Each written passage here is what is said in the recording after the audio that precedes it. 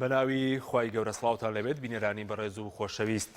سەرۆکی حکوومەت و جێگرەکەی لە دیداری مێری لە هەولێر باسییان لە چاکسازی لە هەرێمی کوردستان کرد. مەسرور بارزانانی سەرۆکی حکوومەت ئاماژەی بەوە کردووە کە لارە سیاسیەکان پشتیوانی حکوومەتیان نەکردو، بەڵام سەر ڕای دابەزینی نرخی نەوت و کۆرۆنا و نەناردنی بودجەش لەلایەن عێراقەوە توانیویانە بەشێکی زۆر کارنامەی حکوومەتەکان جێبەجێکەن و هەنگاویان ناوە بۆ ڕوبەڕووبوونەوەی گەندەڵی و چاکسازیان لە بواری تەندروستی و کشت و کاڵ و خوێندنی باڵادا کردووە. هەروە قوبات تاڵبانیش باسی لەوە کرد کە سەرنجیان لەسەر چاکسازی ئەگەر چاکسازی نەکەن خەڵک لیان بێزار دەبێت و باسی لەوە کرد کە و لەگەڵەوەدایە داهاتەکانی هەرێمی کوردستان کۆ بکرێتەوە و بەدادپەروەری بەسەر شارەکان دابەش بکرێت. لەگەڵ هەرێک لە بەڕێزان محمود ڕەزا پەرلەمانتاری پێشووی عێراق، فاروق محەممەد سەرۆکی بۆردی توێژینەوەی سیاسی کۆمەڵی دادگەری، قسە لەسەر پرسی چاکسازی و لێدوانەکانی سەرۆکی حکوومەت و جێگرەکەشی دەکەین. سوپاس بۆ ئامادەبوونتە. کاک محمودێک لە بەڕێستانەوە دەست پێ بکەین. دەمەوێت سەرنجی بەڕێز بزانم بەسەر ئەوەی بۆچی لە کوردستان دەست بە چاکسازی دەست نابرێت بۆ چاکسازی ڕاستەقین. هەرچەندە ئەمڕۆ سەرۆکی حکوومەت باسی لەوە کرد کە بەشێکی زۆری کارنامەکەیان جێبەجێ کردووە لە دیداری مێری و جێگری سەرۆکی حکوومەتشی باسی لەوە کرد بوو کە سەرنجیان لەسەر چاکسازیە و ئەگەر چاکسازی نەکەن خەڵک لیان بێزار دەبێت. من پێم سەیرە تەبان یانی ئەمانە هەمووی ئینە بۆ پرۆپاگەندەیە لە ڕاستیە. هیچ لە هەرێمێکە کە هەموو شتێک تاریخکراوە، شەفافیت نییە، قانونی موازنە نییە، نازانی دەهاتت چەنە، باشە ئازادی ڕادربڕین بەردەوام لە پاشێک شایە، حکمی قەراقوشی لە بەردەوام لە زیادبوونایە، لە وەزعێکی وایە سەیری حیزبەکان کە حیزبەکان وەزعی حیزبەکان سەرکردایەتی حیزبەکان هەتا خێزانەکانی سەرکردەی حیزبەکان لە دوای ڕاپەڕینەوە وەزعان باشتر بوو لە ئێستا ململانێ نەکرد.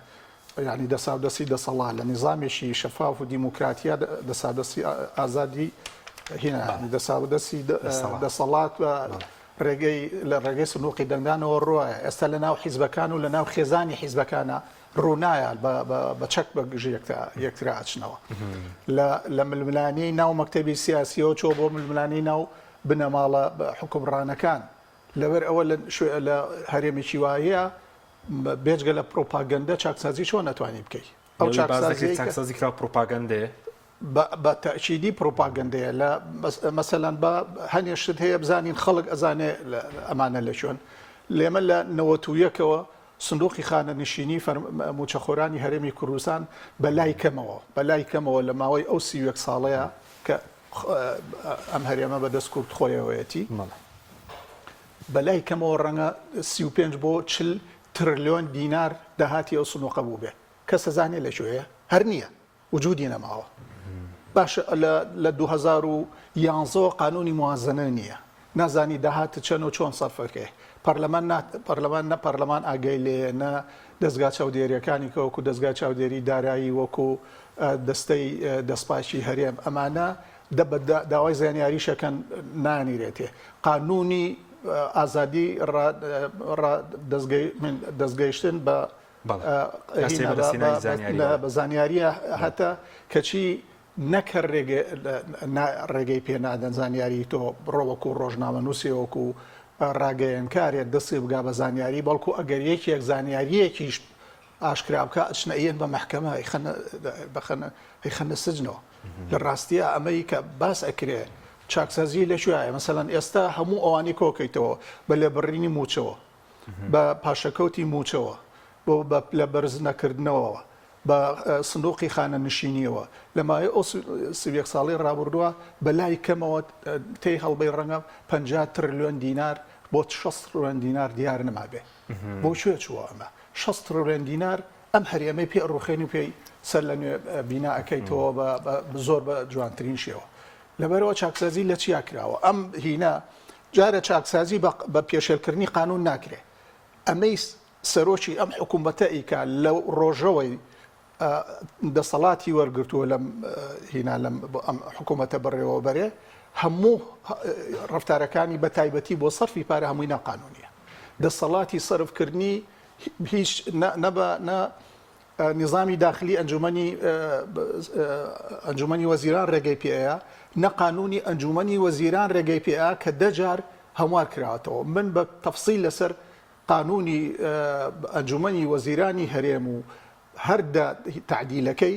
دوو تاری زۆر درێژ نووسیوە هەموو قانونەکانم هێناوە هەموو تعدیلەکانم هێناوە بەراوردم کردووە لە هیچ شوێنێکە قانونی ئەنجومەنی وەزیران و نظامی داخلی ئەنجومەنی وەزیران دەسەڵاتی ناوە بە سەرۆکی هەرێم بۆ خۆی لە خۆیەوە پارە سەرف سەرۆکی حکوومەت لە خۆیەوە پارە سەرف کات ئەم بە ملیاراتی دینار سەرفەکە بێ ئەوەی کەس بزانێ مەسەرەن داهاتی نەوت لەکوێ ئێستا یەکێ لە جێگرەکانی سەرۆکی هەرێم لە ڕێگە هاتم بۆ ئێرە برادێرێکم تەلەفۆنی وەکردم وتی ئەڵێ کەس ئاگای لە داهاتی نەوت نییە جێگیری سەرۆکی هەرێم ئەڵێ ئاگای لە کەس ئاگای لێ نییە من دڵنیام مەکتەبی سیاسیەکێتی و پارتیش ئاگایان لێ نییە ئێ باشە ئەمە چاکسازی لەکوێ کراوە سەیری ڕێگەوبانمەکانمان کە ئەڵێ طبعاً هەنێ قینەکانی ئەمڕۆ سەرنجدا هەنێ لە تایتڵەکانی سەرۆکی هەرێم لە دیداری مێریە سەرۆکی حکوومەت لە دیداری مێریە ئەڵێ هێنا سەحەمان چا کردووە خوێندنمان چا کردووە سیستەمی سەحی لێرە ڕۆژ لە ڕۆژ وەزی خراپترە بێ سەیری ئەو هەموو سەرەتانەی کە هاتووە سیر موادی خۆراک دەرمانی ئەکسپایر کە داخلی ئەم هەرێمە بێ بەبێ ڕقابە بەبێ کوالیتی کۆنتترۆل هەمووی تێ ئەپەڕێ و بازرگانەکانی خۆیانن وەزعی خستەخانەکان وەزعی تعلیم پەروەردە و خوێندن و فێرکردن تعلیمی عالی بەردەوام لە مستەواکەی لە دابەزینە یعنی چاکسازی لە چیە کراوە نایبینێتەوە بە هیچ جۆرێ چاکسازی وەختێکە بێ خەڵک هەست بکات خەڵک هەستی بکردایە ئەم حکوومەتە وەزعی باشترە ئەڕۆشتم بۆ دەنگان خۆ خەڵک نەتم لە سا هەفتا و پێنجی خەڵک مقاطعی دەنگدان سپاس دەکەم دێمە وڵات مامۆستا جەنابیشت بەخێر بیت سەرنجی بەڕاستی بزانمە سەرەوەی لە کوردستان هیچ چاکسازی کراوە چونکە ئەمڕۆ سەرۆکی حکوومەت وتی هەموو مانگەیەک موچیان لە کاتی خۆیان داوە لە کاتێکا بڵێن لە 2020 حەوت موچە نەدراوە دەموچە بە لێبڕینەوە هەبووە نی نزگەشت تریلیۆنێکە خوبا تاڵەمانی دەڵێت کۆرۆنا و دابەزی نرخی نەوت و نەناردنی بودجێ لە بەغدا وای کردووە کە هەنگاوی چاکسازی خێرا بکرێ ئێوە خەرجەکان کەم بکرێنەوە بەڵێ بەرز چیە بەنای خۆی گەورەی میوان زۆر سپاسی حاشی بسواز بۆ بینەران طبعا لەم کابینەی حکوومەتی کوردستانی دروشم چاکسازی تەنها دروشمە تا ئێستا ناتۆ لەسەر ئەرزی تەرجمە نەکراوە یاخود لانی کەم هاوڵاتی هیچ ئاسارێکی ئەو چاکسازی نەبینی و کە ئەم بەڕێزانە بانگەشەی بۆکەن لێرە و لەوێ و ناوبەنا ئەیدنەوە بە وەکو منەتێک ئەیدنەوە بە چاوی هاوڵاتیاندا چاکسازی بۆ منە باسی پێدانی موچە ئەکەن ئەمە دانی موچە سەرەتایەتین مافی موچەخۆری یاخود فڕانبەر و موچەخۆری حکوومەتێنە کە موچی خۆی ماگان لە کاتی خۆی داوار بگرێت ئەمە سەرەتاییترین و لە ئەوەلیترین کاری حکوومەتە کە بێ ماگانە موچە بۆ موچەخۆران و فڕانبەران دابین کە ئەمە شتێک نییە کە دەستکەوتێک نییە بیفرۆشنەوە بە موچەخۆران ئەگەر موچیان زیاد کردووە ئەگەر ژمارە فڕانبەران زیاد کردووە تعیناتیان کردوتەوە بارودۆخی ئابووری خەڵکیان باشتر کردووە ئەو کات توانین بڵێ ئەمە دەستکەوتێک و چاکسازی ئەمان کردووانە ئەگەوان چاکسازیان کردووە داهاتیان جێڕاوتم داهاتە لەکوێ سەرف کراوە لە چ بوارێکی هەیە لە کام پرۆژەی وەبەرهێنانە لە کام پرۆژەی خزمەتگوزاریدا ئێستا خۆ بۆ بچووکترین شتی ئەم هەرێمە ئەم وڵاتە بۆ بچووکترین پرۆژە پارە سرف ناکرێت واروە ئەگەر چاکسازی کراوە ئەم داهاتە چوو بۆ شوێ بەڕاستی چاکسازی ئەوە نییە کە حەشیم تۆ بێ باجی ڕسومات لەسەر هاوڵاتی زیادکەی لەسەر خەڵک زیادکەی چاکسازی بارگرانی بە تەشی تۆ باج ڕسومات خۆی قسەکە لەوە جازۆ جاڵێمە هیچمان زیاد نەکردووە ئەی تۆ هاوڵاتێکە چ فەرمانگەیەکی حکوومەتەوە ئەبینێ کە لە پێشدا بۆ منە بۆ مامەڵەیەکی ئاسایی چەندی ڕسومات لێوەرگێ ئێستا دوو خاتی لێوەرگێ سێ خاتی لێوەرەگیرێ ئەمەگە زیاد نەکراوە ئێستا ئەم زیادە بۆ شوێ ڕۆژیەوە دەگرێ چۆن وەرەگیری ئەگەر زیاد نەکراوە کاتە چاکسازی دروشمە و ئەمەش بڕاستی ئەم کابینەی نوێ ئەمە دەستکەوتێکی نییە کە ئیزافە بێ بۆ کابینەکانی پێشخۆی ئەی خۆ چەندی موچە لێ بڕاوە خۆگەل لۆکانی ترە ناوی پاشەکەوتی لێنراوە کە لەوکیانەر فۆکتانە بەڕاستی ئەگەر لەویکیان ناوی پاشەکەوتی لێنراوە ئەم چەندین مانگ لە سڵای بیسوک دەبڕا ناوی پاشەکەوتی لێنراوە ناوی لێنراوە لێبڕین وە کە ئەشیان و لێبڕین پیان ناخۆش بڵە خۆ گونجاندن یا بەپێی پارەی بەردەست تەمیلی موچە ئەکرێ بڵێ خۆ گونجاندن لەگەڵ وەزەکە بەزاوەندڵ هەنگاوی چاکسازی خێرا بوونەوە خوبات تاڵەبانی باسی دەکە هەنگاوی چاکسازی خێراتر بوو یاخود هەنگاوی بۆنم نەگەندەڵی و نەعادالەتی و تاڵانی زەوی هەر قاچاقی سنوورەکان هەر کاقوبات کە ئەڵێ هەنگاوی چاکسازی خێراتر بووە هەر ئەمڕۆ خۆی لەو دیدارەدا دادوی بێدادی بوو لە نەعەدالەتی کەوی داهات بە نەعەدالەتی بە عەدالەت دابەش ناکرێت هی نەعەدالەتی هەیە هەر خۆی ئەمڕۆ باسی کۆی ئەکرد کە بەڕاستی ئەمە شتێکی یانی چۆڵێک کارەسەتبارە تۆ باسی ناوچەی 140 بکەی لە نێوان زۆنی زەرد و سەوز وتی کوێ ناوچەیەکی ناوچەی 140 کە ئەمە بەڕاستی ئەمە خەفەتی ئەمە نیگەرانی ئەمە ئیحراجبوونی دەسەڵاتی سیاسی دەسەڵاتدارانی حکوومەت هەرێمی کوردستانی دەوێت کە تۆ بێی باسی ناوچەیەکی کوردستان بکەی لە بینی دوو زۆنە بە ناوچەی 140 لە قەڵەم دەی ئەگەر چاکسازی کراوە بۆ ئەم زۆنە نەیگرتوتەوە نییە خۆ باسی مەحرومبوونی دەکرد کە ئەم ناوچەی مەحرومە بۆ نمونە کەواتە ینی چاکسازی لە داهاتی نەوتە ئەکرێ لە بۆریەکانە ئەکرێ خۆیان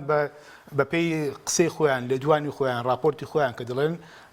کەمتر لە نیوەی داهاتی نەوت دەگەڕێتەوە بۆ لە 140 دەگەڕێتەوە بۆ خەزانەی بۆ گەنجینەی حکوومەت هەرێمی کوردستان ئەو لە ساڵ 59 یاخود 57 تا 59 بۆ شوێ دەڕوە تۆ ببی چاکسازی لەمانە بکەی ئەمانە کەم بکەیتەوە داهاتی نەوت زیادکەی نەک بێ بۆ نمونە و داهاتی خاڵسنورەکان بژێڕیتەوە نەک بێ باز لەسەر خەڵک زیاکە ڕوسما زیاکە لەسەر هاوڵاتی لەسەر شۆفێرێکا چێ ساڵانەکەی تازا کاتەوە یاخود چێ تابلوێک ئەبەستێ یاخود هاوڵاتێک مامەڵەیەکی هەیە لە ئیتر لە شاروانی لە هەج دایرێکی ئەم حکوومەتێ تۆ بێ ڕوسماتی لەسەر زیاکەی داهاتی ناخۆ بەمە زیاد ناکرێت بێ تۆ مراجعی خاڵسنورەکان بکەیتەوە و لە داهاتی سەرەکی ئەم هەرێمە کە نەوتە ئەبی تۆ لە نەوتەوە دەست پێ بکەیت لە داهاتی نەوتەوە بژێڕێتەوە بۆ هەرێمی کوردستان و ئەوەی کە بەڕێز مامۆستا فەرمی کە جێگرێکی سەرۆکی هەرێم دەڵێ ئاگامە لە داهاتنەوە هەر لە ماوەکانی ڕابردووە سەرۆکی پەرلەمان وتی کە یەکەمین دامەزراوی باڵاو یاسادارین ئەم وڵاتەیە کە دەبێت ئەم مراقبەی پەرلەمان کا مراقبەی حکوومەت کا و بانجیگا بۆ لێ پێشنەوە سەرۆکی پەرلەمان وتی ئاگام لە داهاتی نەوت نییە کاتە سەرۆکی پەرلەمان ئاگای لێ نییە جێگرەی سەرۆکی هەرێم ئاگام لێ نییە حیزبەکان دەڵێن ئاگامان لێ نییە ئەکاتە ئەم لانی کەم ئەلفبەی چاکسازی بێ شەفافیەتە بێ کاتە کە شەفافیەت نەبێ چاکسازی چۆن لەکوێکرا سپاس دەکەم کاک محمود سەبارەت بەو ناکۆکیەکەی ئێستا باز دەکرێت لە بینی یەکێتی و پارتیە سە بۆ نمونە ئەمڕۆ مەسرور بارزانی و وەکو ینی پامێک وتی لە ئەنەکان پشتگیری حکوومەتیان نەکردووە وە کاتێک کە داوایان کرد دەسەڵات شۆڕ بکرێتەوە بۆ پارێزەکان ئێمە دەسەڵاتمان پێدان بەڵام دوایی گلیان کرد و وتیان داهات نییە وتی دەسەڵات و بەرپرسیارەتی بڵین لا مرکزیەت و بەرپرسیارەتی بەیەکەوەی بەرپرسیارەتی و دەسەڵات بەیەکەوەی و باسی پشتیوانی نەکردنی حیزبەکانی کرد خوا تەڵەبانی باز دەوەکە کە هەندێک کەس لە ناو حکوومەتە نەیانەوێت داهاتەکان بە عەدالەت دابەشکرێ بەسەر پارێزگاکانە تۆ چۆن دەیخوێنی ئەم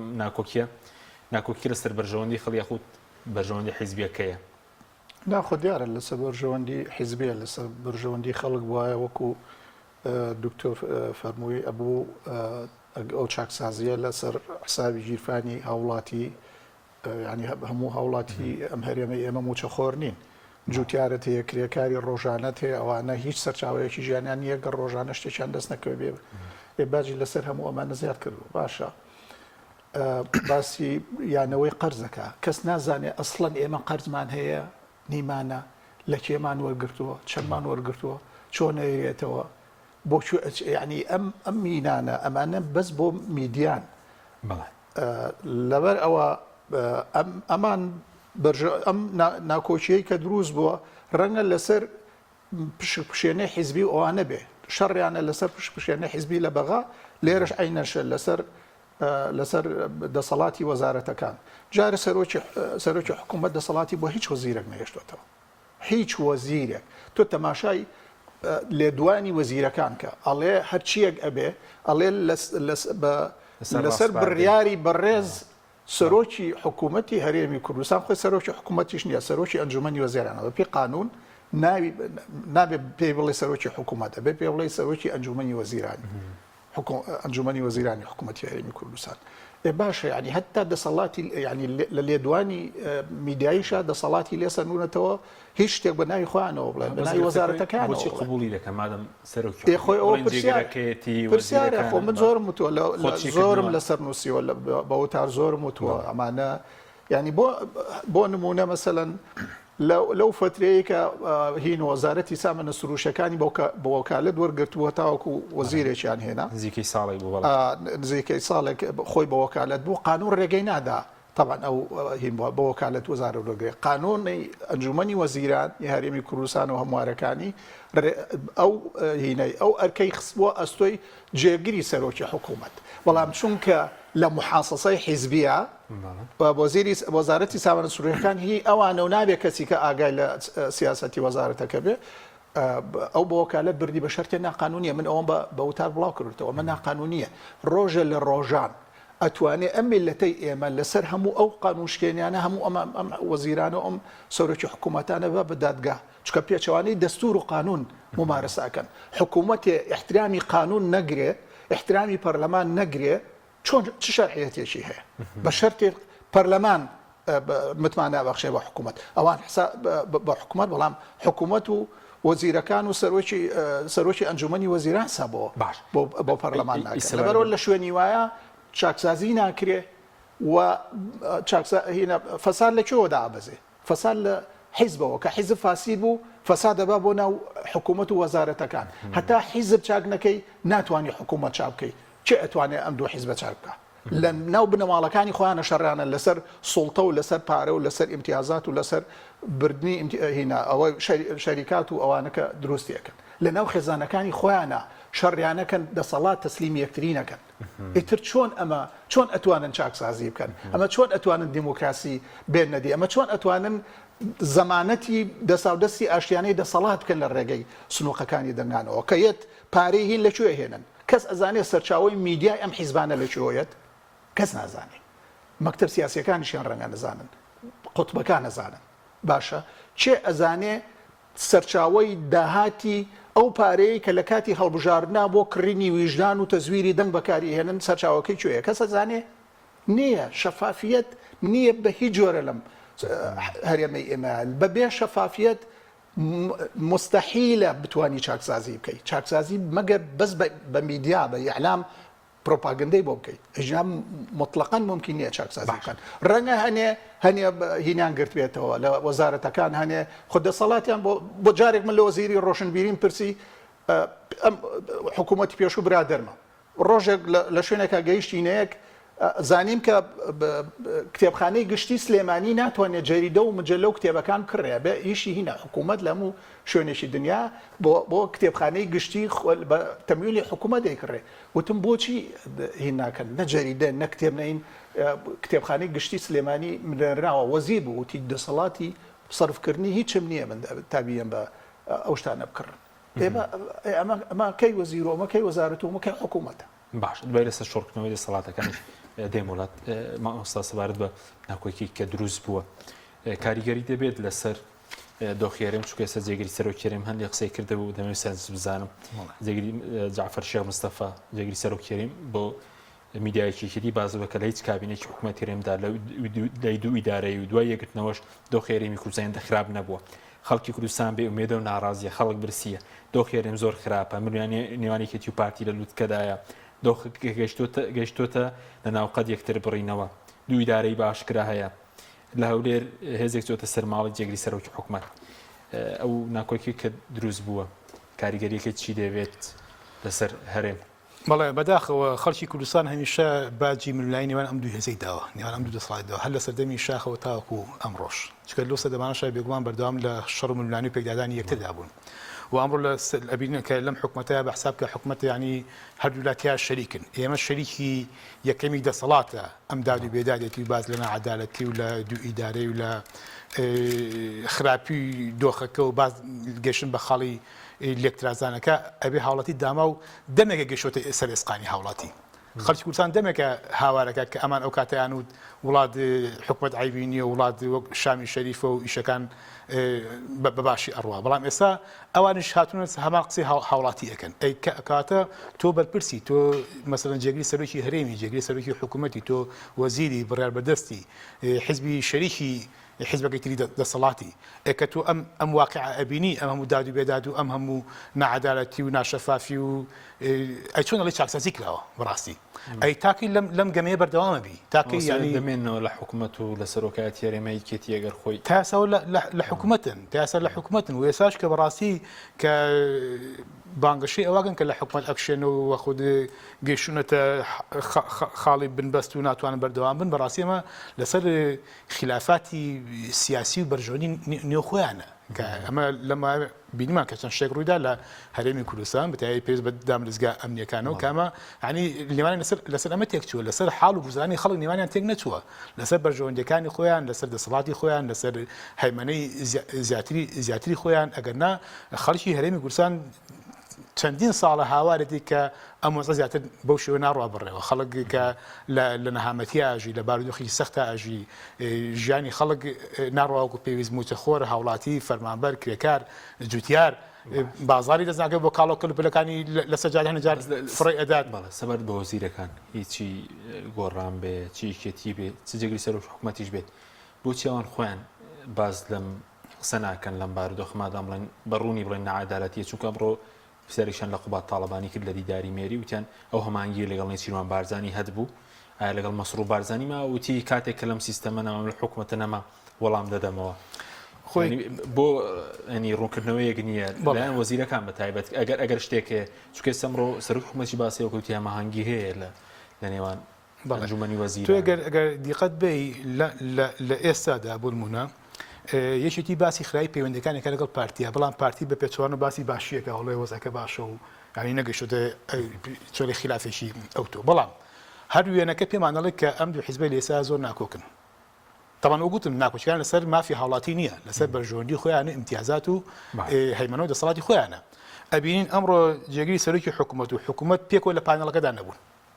پێکەوە لە دیدارەکە بەشدار نەبوون ئەو کاتێککە جێگیری سەرۆکی حکوومەتی لەوە سەرۆکی حکوومەتی لێ نەبوو بە پێچوانەش ئێوارە کە سەرۆکی حکوومەتی لەوە جێگرەکەی لەوێ نەبوو کاتە لە ئەمە پێمانەڵ کە نێوانیان خۆش نییە خۆ پەیوەندەکانیان باش نییە و جای پرسیارەکەشی نەداوە تەبعاً باسێکی کە لە کابینی ڕابردوودا بە هەمانجی و بە ڕۆحی پێکەوە بوون توانیان ڕوبەڕووی تەحەدیەکان ببنەوە بەڵام ئەمە پێمانەڵێت مەفهوم مخالفەکەی ئەوەیە کە ئەڵێ لەم ئەم ڕۆحەتی هەمانجی و پێکەوەبوون لەم کابینەدا نییە ئەگەرچی ئەو بە ئیقراری نەکرد بەڵام بە زمانی حاڵ پێ دەڵێ ئەمە پێچوانەکەی ئەمە ئاڵێ لەولاوە لە کۆبوونەوەی ڕابردووی ئەنجومەنی وەزیران بەشداری نەکردووە جێگیری سەرۆکی حکوومەت و چەند وەزیرێکی هیچ بەشداریان نەکردووە کاتە ئەمە پێمان ئەڵێ کە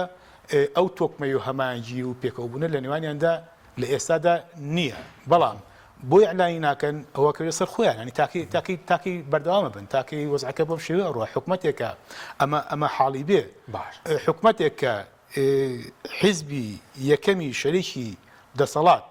پژگیرینەکە سەرۆکی حکوومەت چۆن گلەی لەلایەنەکانی ئۆپۆزیسیۆنەکە کاڵێ حیزبەکان پژگیر ئەم حکوومەتە ناکات حکوومەت کاری باشکە با پژگیری لێ بکەین لایەنەکانی تر چۆن دەبێت ماوەڵەکەی سایەتی و پارتی سەرهاین لایەنەکانی تریش دەکەن نیگەرانی بەلایەنەکانی تر دەگەێنن دەبێت چۆن مامەڵە بکەن ینی لەگەڵەوان لە کاتێکە پێشتر هیچیان لەسەر مافی خەڵک کێشیان نەبووە ینی ڕێک بوون لەسەر مافی خەڵک ڕەشێک شانەوەیان نەکردو خۆی ئەم دوو حیزبە ئەمە جاری یەکەمیان نییە هەموو جارێک کە لەگەڵ بەغا ئەگەنە ملیشکە ڕەشە پەیوەندەکانیان تێگەچێ هانا بۆ لایەنەکانی ترەبن بۆ لایەنەکانی معارەزە یاخو بۆ لایەنەکانی غیریکی پارتی هانایان بۆ بنن دا یەکڕێزی و تەبایی و یەکبەریان لێکن بەرامبەر بەغا بەڵام کە دێنەوە سەر محاسە و پشکێنن لە بەغا دووە لە نێوان خۆشیان ئەکەونە چۆڵێ ململانە دەستبادان یەکتر لەسەر پۆست و سوڵتە و دەسەڵاتی بەغا و ئەوقاتە هەموو لایەنەکانیکە خەڵکی کوردستان هەموو بیرەچێتەوە بۆیە لە ئێستادا ینی ئەم لایەنەکانی کە دەبێت پێداگیری ئەو بکەن کە ئەبێ ڕێکەوتنی ئەم دوو لایەنە سەرەکی دەسەڵات لەسەر حسابی هاوڵاتی نەبێ بۆ بەرژەوەندی خۆیان نەبێت بەڵکو بۆ باشکردنی ژیان و گوزەرانی هاوڵاتیان و خەڵکی کوردستان بێت سپاس دەکەم کاک محمود سەبارەت بە شۆڕکردنەوەی دەسەڵاتەکان ئەمڕۆ سروو بازانی وتی دەسەڵاتەکانیان شۆڕ کردوتەوە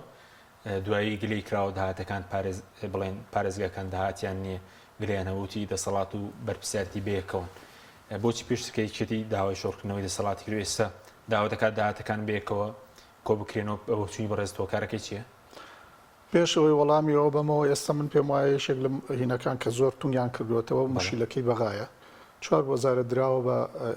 بە کورد تەبعاً هەر بۆ یەکێتی پارتیای بن هەموو جارێ ئەم چوار وەزارەتە پارتی داوای سیانەکە یەکێتی داوای دوانیەکە خۆی چوارە پارتی هیچیان ڕادوان وەزارەتی خارجیە و لەگەڵ وەزارەتی دادا ئەو دوانە ساغکراونەتەوە ژینگە و بە هینە ئیسکان و تعمیر ماوە ئێستا بە وەکالەت ئیسکان و تعمیراوە بە وەزیرەکەی پارتی کە وەزیری دەرەوەیە و ئەوی کەشیان گراوە بە وەزیرێکی کە وەزیری تەندروستی شەڕیانە لەسەر ئەمە نەگەیشتونە یەکانی ئەو هەموو فترەیە کە يانود أو خطاي شيعية خطاي كردية طبعا كرد بسبب دو خستن حتى تاوكو بو نوع سر كومار هەڵبژێراج کە هەنگاوی یەکەم بۆ پێکەنانی حکوومەت هەڵبژانی سەرۆکی کۆمار بوو ساڵێک دوا کەوتو ئەمە ئێستا هەر کوردە بووە بە سەبەبی ئەوەی کابینەکە هێشتا تەواو هین نەبووە شەڕیانە لەسەر ئەو دوو وەزارەتە هیتر بەرژەوەندی چی بەرژەوەندی خەڵکی چی دوای ئەوە ڕنگدانەوەی یاخود ئەو کەیسی ئەمنیە هاوکار جاڤۆی ئافسەرەکەی ئەنجومەنی ئاسایی ئەوە دەلالەت زۆرە لە دژی یەک ینی شتی خراپەکەن باش شۆڕکردنەوەی دەسەڵاتەکان شۆڕکردنەوەی دەسەڵات طبعا هەموو شتێکیان تەشویق کردنەوە دیموکراسی لەم هەرێمە ئێمەیە تەشویق کراوە ئازادی بیرروڕات تەشویق کراوەڵی ئازادی بیرڕۆرامان زامن کردووە بە شەرتێ خەڵک لەسەر ئەوەی نێتی هەیە بەیانی بچێ بۆ خۆپشاندان شەوت هەڵەکردنە سەر ماڵی ئەی گرن کەیسی هینەکانی گیراوەکانی بادینانکە ئێستا ئەوە سەرۆکی دەستەی پارێزگاریکردن لە زیندانیانی سیاسی هەڵێ ئەوانە وەکو هینەوە ینی جارێشیان هەر دیار نییە و دە ڕۆژە دیار نییە کەس نازانێ ئەو شێڕاشتیوانی بۆ چێ براوە لەبەر ئەوە ینی ئەم هینەی ئێمە ئەم حکوومەتەی ئێمە لە 92 تاوەکو ئێستا بیگرە ئەگەر لە تۆزێ ئەمە لەوەی 92 هەبوو بەردەوام ئیتر حکوومەت بەرە و خراپ چووە لە کەم خراپەوە چوە بۆ زیاد خراپ ئێستا دەرەجەی بێتێ گەیشتونەتە دەرەجەی دە لە خراپی ئەم هینەی کە ئەم هەموو ئیدعایە کە طبعا تەماشای میدیاکە ینی نێچیروان بەرزانی بە نزیکەی 21 ساڵ 3 ساڵی لە جێگری سەرۆکی حکوومەت بووە و باقیەکەی هەر سەرۆکی ئەنجومەنی وەزیران بووە بەقەدەر ئەم 3 ساڵە وێنەی خۆی بڵاو نەکردوێتەوە ئەوەی کە هینە سەرۆکی ئێستای ئەنجومەنی وەزیرانێکە هەر ئەوە بۆ خۆی دەلالەتی ئەوەیە کە احتیمادی لەسەر گەورەکردنە لە ڕێگەی میدیاوە نە لە ڕێگەی ڕفتارەوە نە لە ڕێگەی باشکردنی ژیانی خەڵکەوە نەک لە ڕێگەی دیموکراتیزەکردنی سیستمی حکومڕانیەوە نەک لە ڕێگەی احترامگرتنی قانونەوە نەک لە ڕێگەی هێنانە دادی کۆمەڵایەتی و سیاسیەوە لەو ڕێگانەوە ناکە پەنای بردۆ بۆ میدیا لە میدیا خۆی زۆر گەورە کردو باشە ئێستا وەزعی ئازادی ڕادەربڕین لە هەموو کاتی خراپترە وەزعی تاریکاندنی زانیاریەکان و نەبوونی شەفافیت لە هەموو کاتی خراپترە هەر خراپ بووە وەڵامی ئێستا خراپتە لەبەر ئەوە وەکوتم هەموو ئەو شتانیان تەشویق کردووە شۆڕکردنەوەی دەسەڵاتیشیان تەشویق کرد کاکە لا مرکزی مالی وایی نییە لا مرکزی مالیە زانی چۆنە لا مرکزی مالی هەموو ئیدارەیەکی خۆجیایی ساڵانە هینی خۆی داانێ میزانی خۆی داانێ خۆی داهاتی خۆی چەنە تەقدیری ئەکا باقیەکەی لە سوڵتەی مرکزی وەرەگرێ سوڵتەی مرکزی ئەوەی هەولێرە بەنسبەت ئێمەوە ئەوەی هەولێرە داهاتی نەوت و گومرگەکان ئەکرێ بڵێ ڕەنگە لە سەتا هەفتای داهاتی هەرێمی کوردستان لە نەوت و لە گومرگەکانی سنووری هینە بە تەنیا برایم خەلیل بەقەدەر دەبڵی هەموو گومرگەکانی کوردستان واریداتی هەیە تۆ ئەمە بردوتە بۆ لای خۆ لەوێ پرۆژەی پێەکەی ئەوێ جیهانێک دروست بکات لەوێ بڵێ هەرچی بنووی قوبوڵ بێ ئاواهی جادەی 200 متری و 150 متری ئەوانەی بۆ ئەەکەم نەبڵای بۆ ئەەکەم ئەمەی بۆ ئەەکەم بەڵام ئەگەر لە من نەبن نانتانە بڕم و وەرن بۆ لای من نانتان بێ با پرۆژەتان هەلیکارتان بۆ دروست بۆچوونی بەڕێزت ئەوە کێشەکردنی نەخێر نەعەدالەتی ئەنجاوتم باقیەکەی کە ئەمێنێتەوە بۆ ئەو منطقەی حکوومەتی محەلیەکە بەشناکە داوا ئەکات لە حکوومەتی مرکزی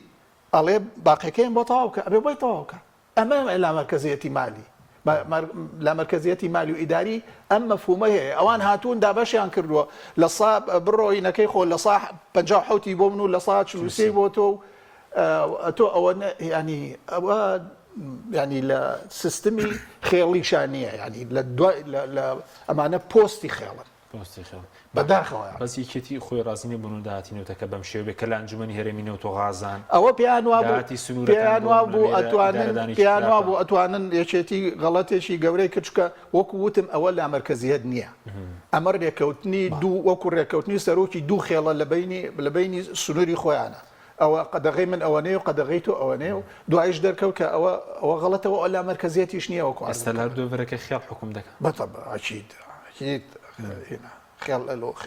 خێڵ و لە خێڵیش خراپتر ینی هەتا خێڵ تۆزە مەبادی هینیان هەیە ینی مەبادی شەهامەت و ئەوانەی تیا لە ناو خێڵە ئەو ئەوەنجەم ئەوەش نەماوە بەڕسپاسکە مامۆستا ناوبڕێکم دێمەوە خزمەتت بەڵێ بینەرانی بەڕێز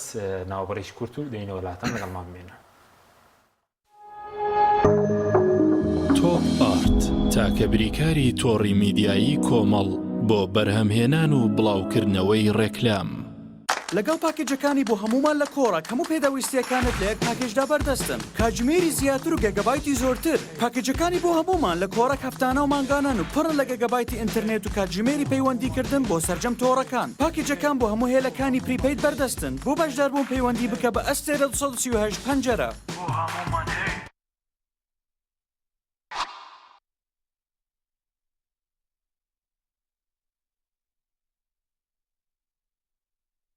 یەکێک لە خواردنەکانی سفرەی کوردی بریانیە خواردنێکی بەناوبانگ و بەچێژ جۆری زۆرە و خۆی بەتەنها بێ یا بەتەنهاش نەبێ زۆر خۆشە بریانی خۆشتر ئەبێت ئەگەر برنجەکەی برنجی مەحموود بێ برنجی مەحموود دڵنیا بمبینیە ئەو جبسەی وێنەی نییە هەرتامێکی بێخۆشە بۆ من بە ئەو بۆ تۆشە ئادەی پێ بڵێن چییە؟ سینینی تامێکی لە یاد نەکراوە تۆپ ئارت تاکە بریکاری تۆڕی میدیایی کۆمەڵ بۆ بەرهەمهێنان و بڵاوکردنەوەی ڕێکلام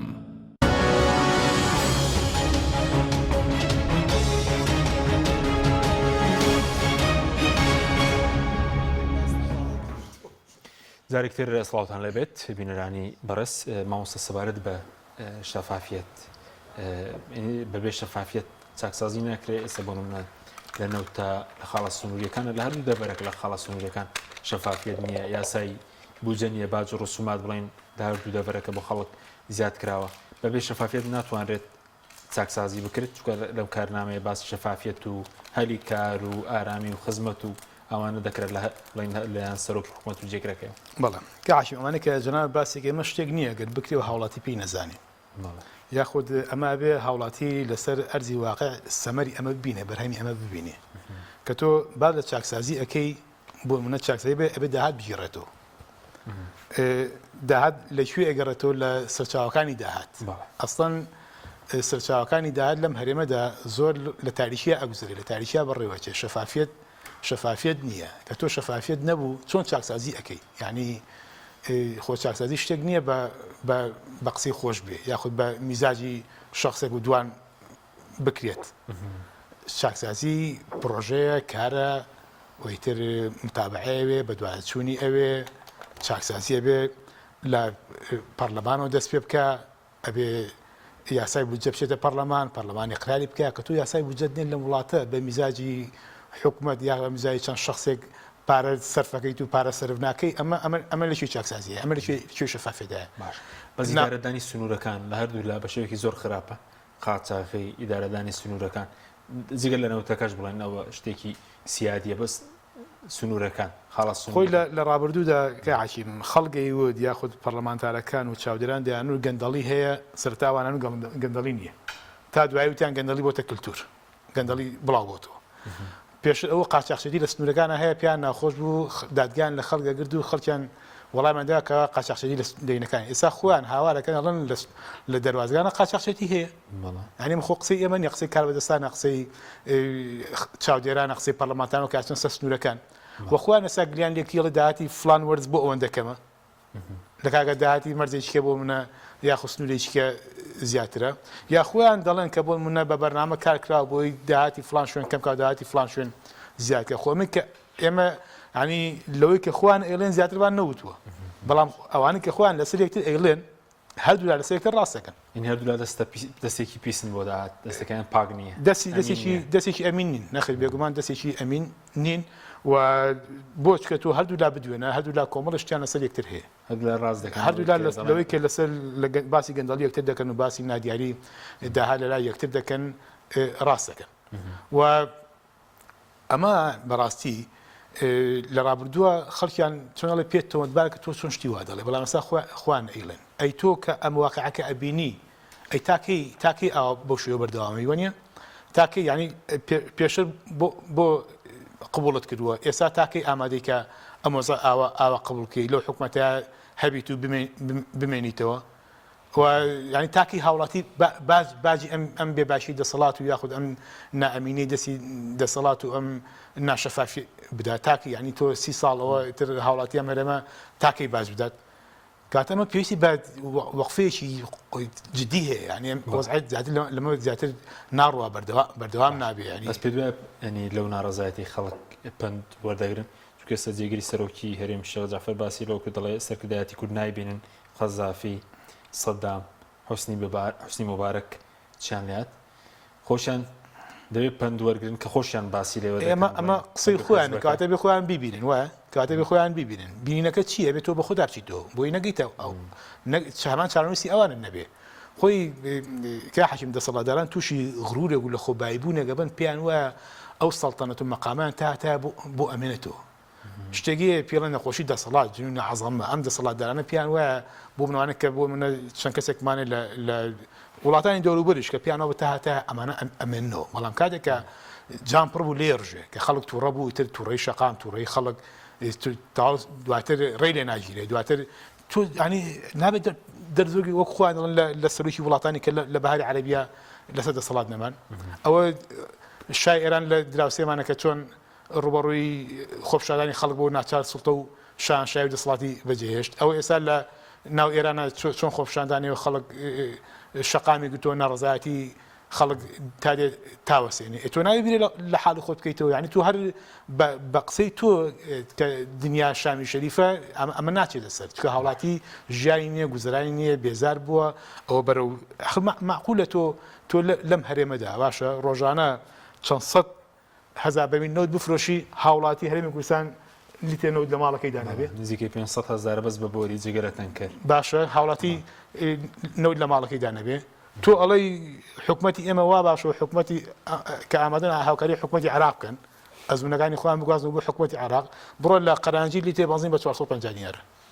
ئەی لە هەرێمی کوردستان بچەندە بڕۆ لەوێ لیتێ نەوت بەچەندە لە هەرێمی کوردستان بەچەندە ینی تۆ کە بەمانە بە خۆدا بچیتەوە تۆ بێ کە حکوومەتێکی خزمەت گوزارە فەرم و خزمەتی هاوڵاتیان کە با حیزبەکان دەستخۆشی لێ بکەن ئەوە ئێمە وتومە حکوومەت وتی هەمویان شتی باشیش بە باش نابین هەموو شتێک بە خراپی پیشان دەدرێت زۆر چاکسازیان کردووە بەس حیزبەکان هەموو شتێک دێنێر بە خراپی پیشان بدەن ئاخر تۆ ینی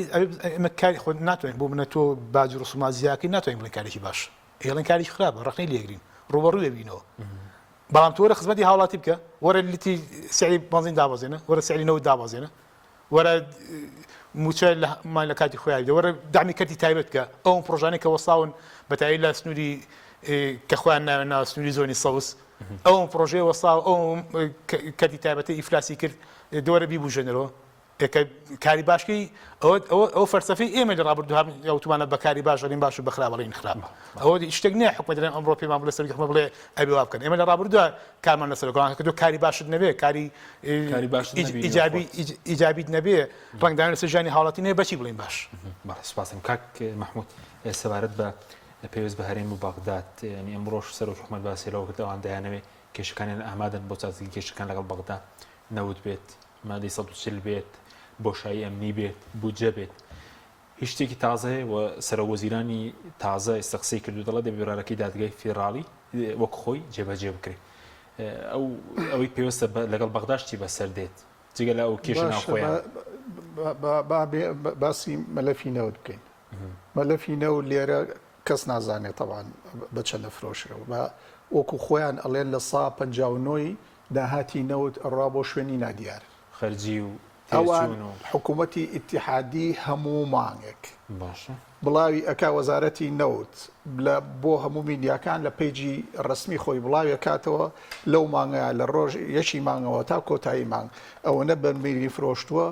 بە معدلی سعری بەرمیل دیاری ئەکا و داهاتی کۆتایی هەمووی کاتەوە ئەڵێ من ئەم مانگە ئەوەنە داهاتم ئێستا بڕۆ بڵاویان کردوەوەی مانگیدا باشتاوە شتیان فرۆشتووە 9 میلیارد بووە 104 میلیۆنیان فرۆشتووە هەموو مانگە ئەمان ئەوەیان هەیە ینی ئەمە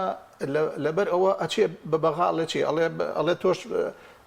هینە لە سا 59 دزە و لە سا چلوێکی بەهێن ینی ئەم تەجوبێ بجێزێتەوە بۆ بڵێ وا بکە ینی آخر ئێمە لە سەرەتای ڕوخانی ڕژێمی بەعسا و دروستبوونی حکوومەت هەرێم سەرڕای ئەو مشیلانەی لە بین یەکێتی و پارتیە هەبوو جۆرێک لە بژانەوە بە ئێرەوە دیار بوو هەنێت تەجروبە باشتر بوو ئەو وەختە هی ئەوە بڵێ با بە ئێمە یارمەتیدانێن ئەم تەجروبە جۆزینەوە بۆ ئەوێ ئێستا بەڵام عێراق سەرڕای ئەو هەموو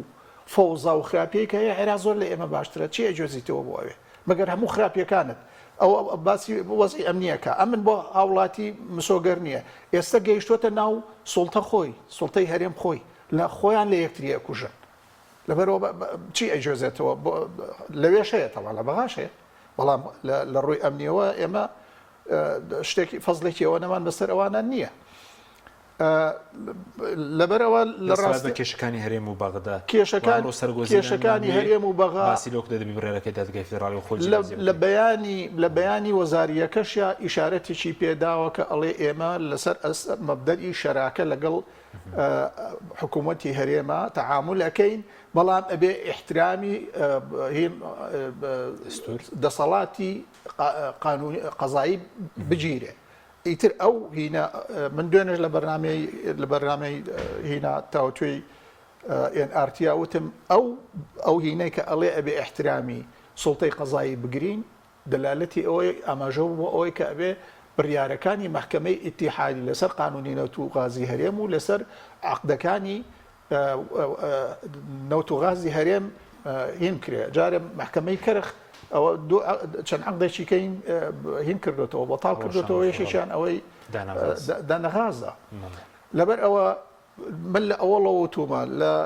لە وەختێک کە لە 2013 باشە تەلەڤزیۆنی کوردستان هینێکیان نار من زۆرم قسە کرد بوو لەسەر ئەوەی کە ئەم سیاسەتی نەوتیە خەتەرەوە بەرە و هەڵدێرمانەبە کوردستانی تەلەڤزیۆنی کوردستانی پارتی پەیوەندیان پێوەکردن بەرنامەیەکۆی هاتن هینێکیان محاویرێک و لەگەڵ مسەورێکیان نارد 45 دقیقە پرسیار و وەڵام لەگەڵ منە ئیلا هەموو ئەیانویست من بڵێم باشەیتیایە نەیانتوانی ئەو ئاعترافم لە دەم دەربێن و هەموو خراپیەکانی کە چیمان بەسەریەت وتم ئەوەمە لێت لەبەرەوە یەک وشیان لێ بڵاو نەکردەوە سێ چارێک بە دوو قۆڵی مناقەشەمان کردووە بە یەک سانیان لێ بڵاو نەکردەوە لەبەر ئەوە ئەمە دیارە عملیاتی نەوتی کاکین چوارە یەکیان تەنقیبە یەکێکیان دەرهێنانە یەکێکیان تەسویقە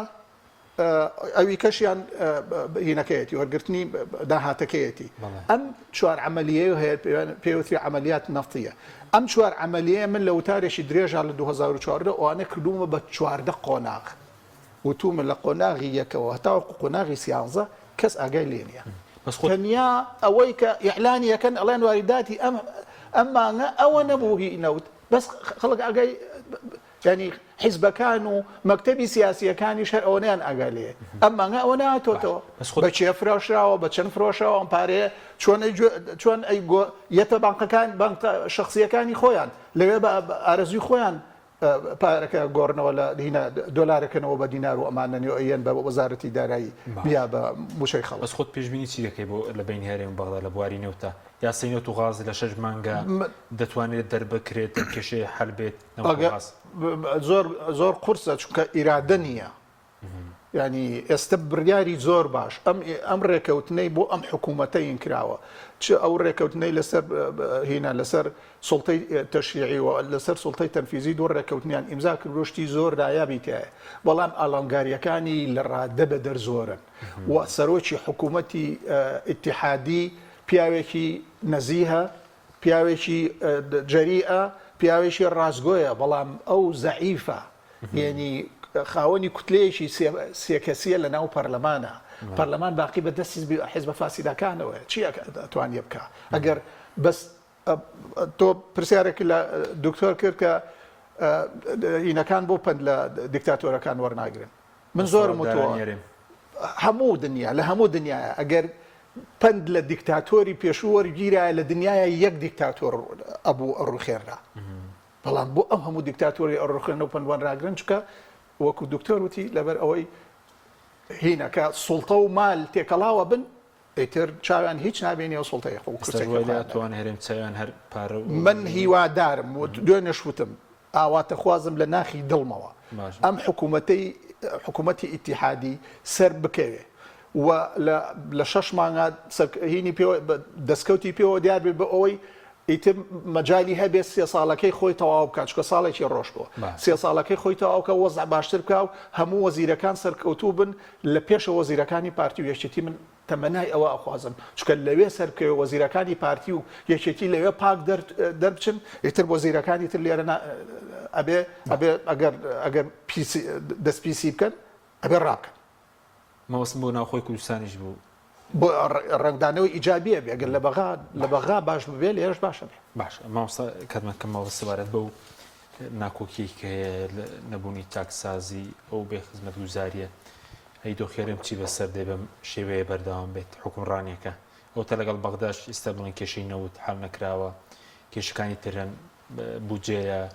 140 لە پێشمەرگەیە بەڵێ خۆی ئەم ناتەباییەکی دوو پارتی لە هەرێمی کوردستان لەسەر بەغداش ڕنگدانەوەی دەبێت خۆی چۆن ئەوێ لەسەر ئێرە هەیەی کە لەسەر وەزارەکان ڕێناکەون تا لێرە بینیان تێک چووە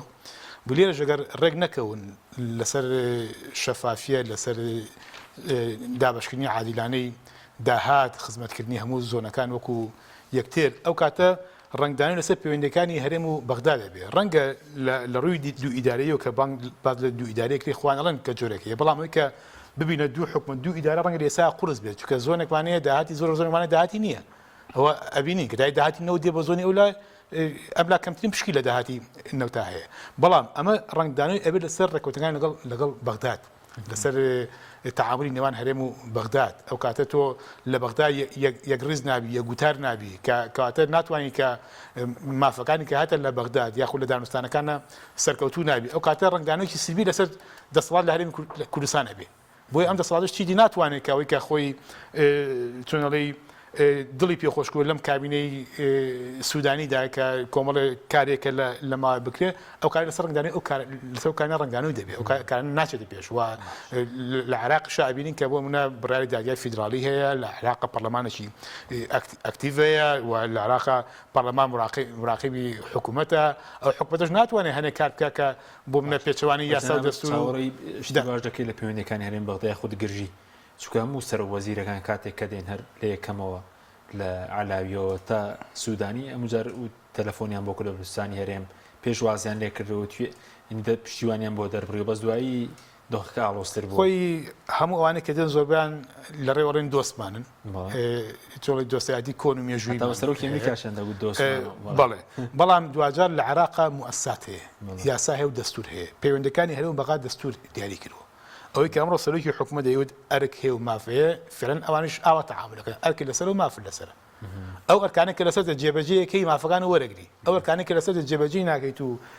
ملکەتی براری دادگا نابیت و داهات شەفاف ناکەیت و ڕقم حسابی ختانی بۆ بەغا و بۆ نانێریت و بۆندەکانت ئاشکرانیە بەغداش مافر ناداتێت کاتە شتەکەت دوولایانەیە بۆیە من گومانمێ کە ئەم حکوومەتەش یاخود پەیوەندەکانی نێوان هەرێم بەقال لەم کابینەیە چاک بێت هەمان پەیوەندەکانی ڕابردوو دەبێت لەسەرتا پیرۆزبایی کۆمەڵێ چۆنەڵی ئاڵوگۆڕی پەیوەندی و تەلەفۆنات و ئەمە دێتە ئارا بڵان کارە سەر ئەرزی واقع و سەر جێبەجێکردنی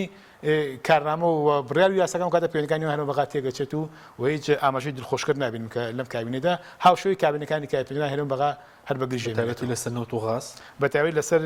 نەوت و غاز لەسەر داهات لەسەر بودجە بەڵێ کە تۆ بودجەدان دێت و ئەرکی بێت تۆ بەژای لەو بودجیا بکەیت داهاتەکانت کەشف بکەیت داهاتی نەوت داهاتی خاڵک گومریکان بیجێڕێتەوە و بچێت سەحسایی بودجەکە ئەوی کەمایەوە تا کە تۆ ئەمە نادەی ئەویش هیچت ناداتێت کاتە هەمان چۆنەڵی سیناریۆی ڕابردوو جارێکە ئەگەری دووبارە بوونی زۆر بەهێزە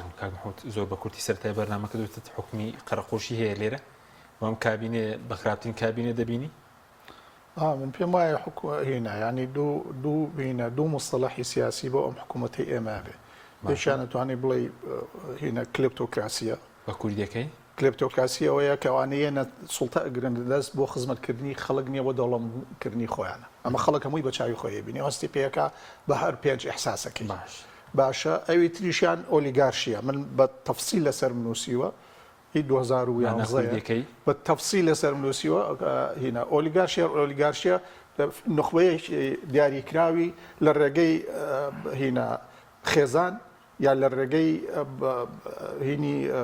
شەرعێتی شۆڕژێڕی ئەوانەیەن حکومە گرنە دەست بە ئارەزوی خۆیان